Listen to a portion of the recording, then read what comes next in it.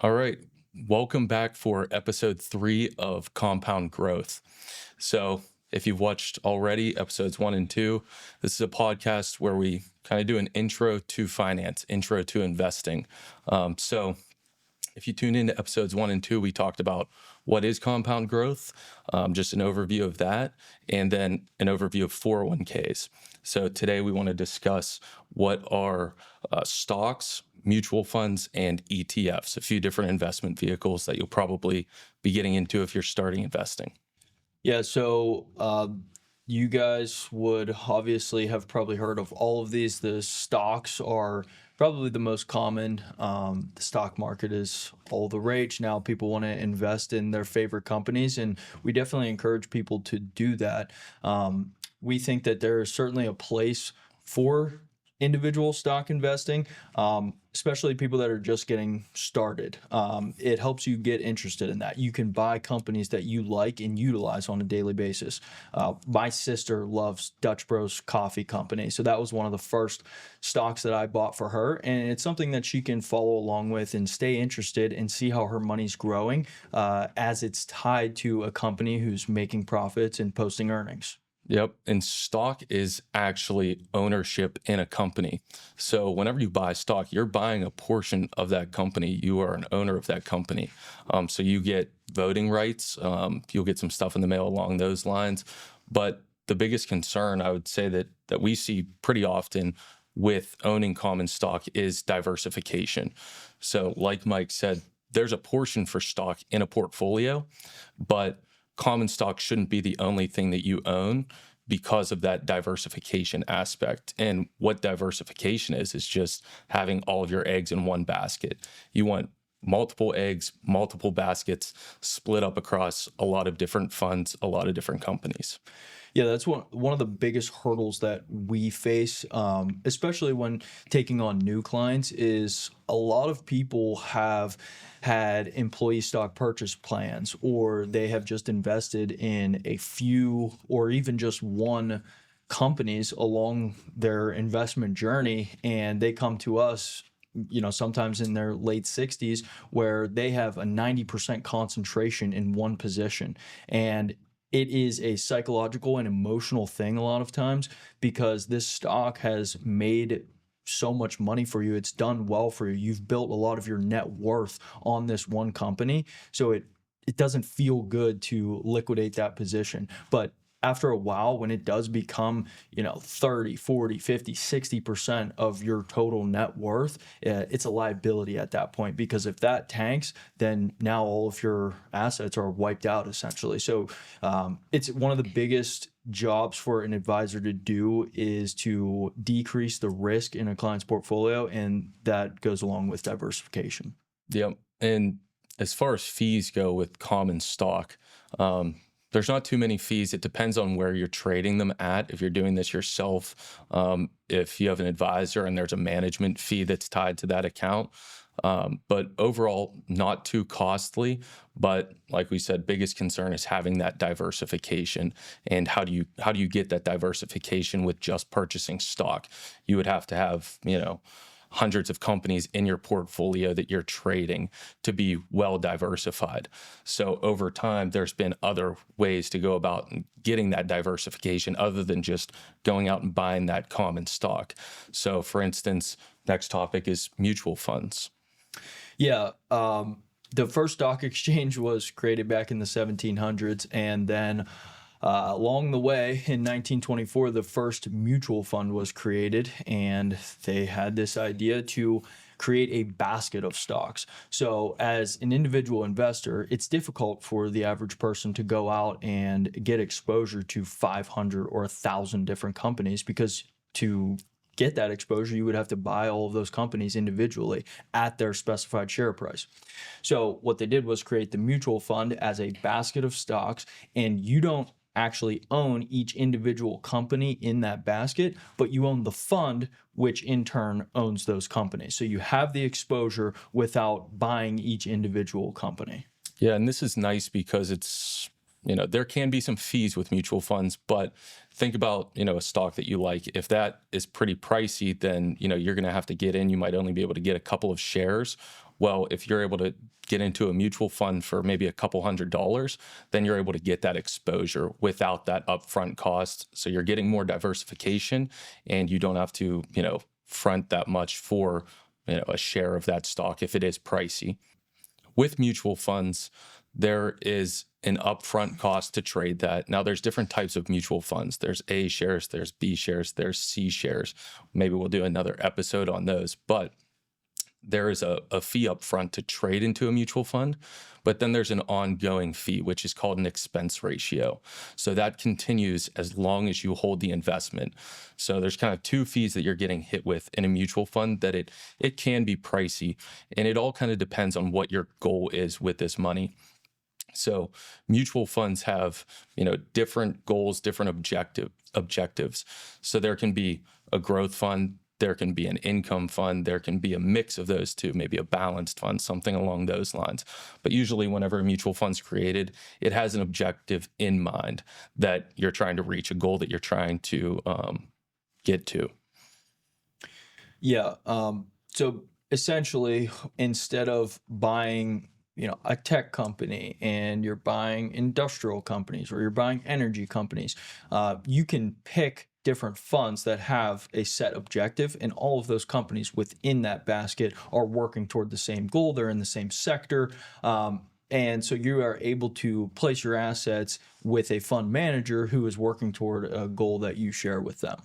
So having talked about mutual funds, basket of stocks, mutual funds only trade once per day at 4 o'clock. So what that means is these are not traded on the stock market, and they are traded at net asset value. Every investor who buys it on that day gets the same price, which kind of segues us into the ETF topic. So a little bit further down the line in 1990, they created ETFs. Now, these are pretty similar to mutual funds. However, they actually are traded on the stock exchanges, and they're traded intraday. What that means is that the price that I buy an ETF at today may be vastly different from the price that Brody pays, because it's traded throughout the day at different prices based off of supply and demand. Yep. So ETFs are a little bit more like a stock with how they trade throughout the day. But again, you're getting that diversification because you're owning that basket of stocks. ETFs are a bit more cost effective than a mutual fund. How I mentioned, they have, that upfront cost and then those ongoing fees. Usually those are a lot cheaper with an ETF. So, sometimes ETFs are referred to as the mutual fund 2.0 because it's kind of like a revamped, newer version of a mutual fund. Yeah, with ETFs, they are typically lower expense ratios and a bit less costly than mutual funds because they're typically more passive. With a mutual fund, these managers are making a lot more active changes, whereas an ETF has its set objective, and then changes are only made when extremely necessary. One of the other points that makes ETFs a bit more tax efficient is the matter of capital gains distributions. So with a mutual fund, at the end of the year, a mutual fund is required to distribute all of the capital gains to investors. Now, what that means is you may have bought a mutual fund early in the year at, let's say, $50 per share.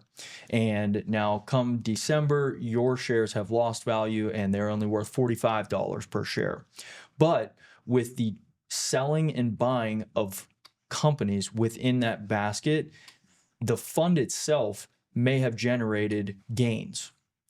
Now, what that means is that you may get a distribution of capital gains at the end of the year, even though the value of your shares have lost money. Whereas an ETF is a lot less likely to do these capital gains distributions because they have complex mechanisms within them to avoid that. Now, it is possible and it does happen sometimes, but it's a lot less likely, and typically investors see a lot less capital gain distributions with ETFs. And one thing to keep in mind as Mike goes through this with the capital gains being distributed and the tax efficiency of these funds would be that if you're investing in an IRA, that being a traditional IRA, a Roth IRA, if you're able to do this in a 401k, that doesn't essentially matter because you're not going to be taxed on this money until you actually take it out If it's a pre-tax account, a traditional IRA, you'll pay the tax whenever you do a distribution.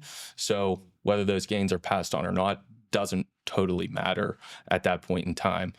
Where it does come into play is with a non-retirement account.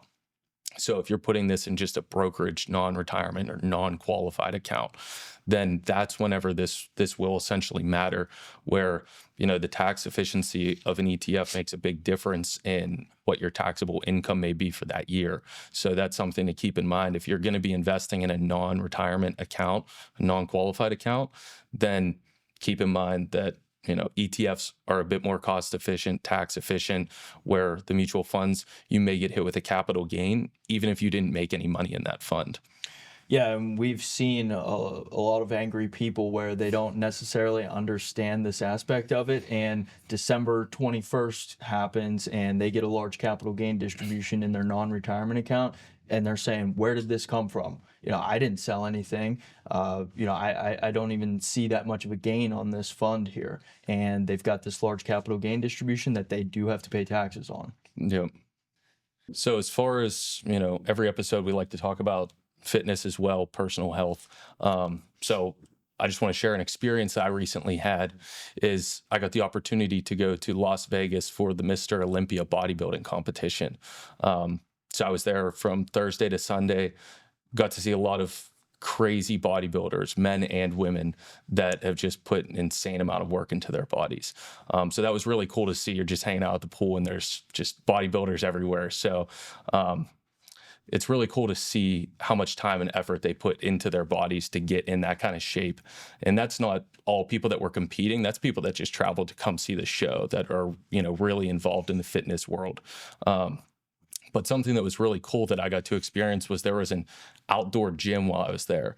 So if you ever get the opportunity to lift at a gym that's outside, we don't have any of those around here because the weather gets too bad here, fall, winter. But over there in Vegas, you know, it's pretty nice. So we were able to get a lift in outside, you know, while we were on vacation. So, you know, even whenever you're away on a trip or something like that, it's good to stay moving, good to keep with your routine as much as you possibly can. Even if that's just, you know, getting 1 or 2 lifts in or going for a run or walking a little bit more while you're gone. It's good to kind of stay on top of things and continue that physical activity. Yeah, the one thing that I think about a lot, and it kind of goes along with what you're saying, being on vacation, still being able to get a lift in, is being flexible with your schedule.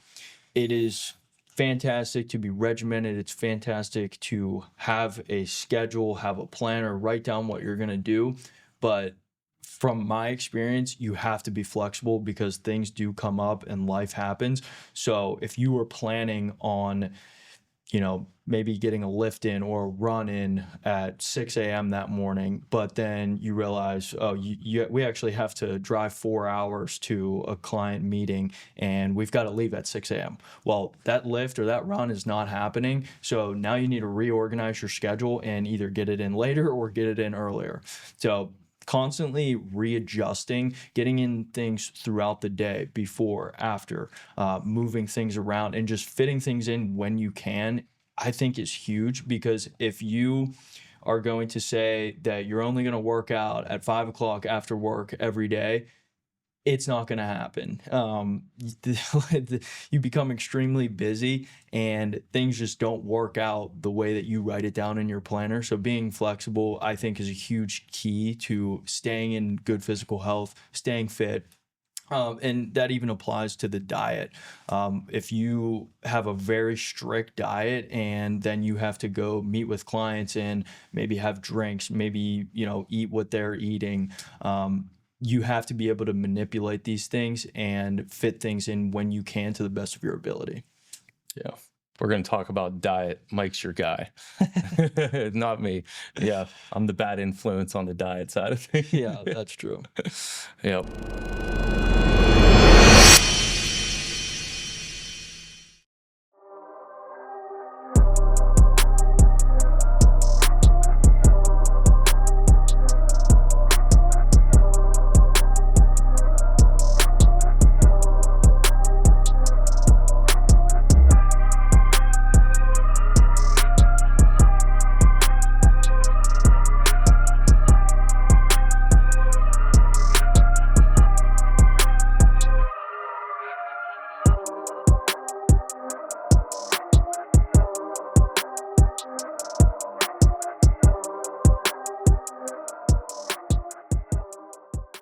Well, guys, that is going to do it for episode 3 of the Compound Growth Podcast. Today, we just kind of got into some different investment vehicles, stocks, mutual funds, ETFs, how they can serve your portfolio and the differences between them. We hope that you guys join us for more. We want to keep doing this and give you insight into a little bit of our world and just help you out as best as we can. Yep. If anybody has any additional questions, anything that we covered today, feel free to drop a comment, shoot us over a message. But we're looking forward to episode 4. Thanks. Thanks, guys.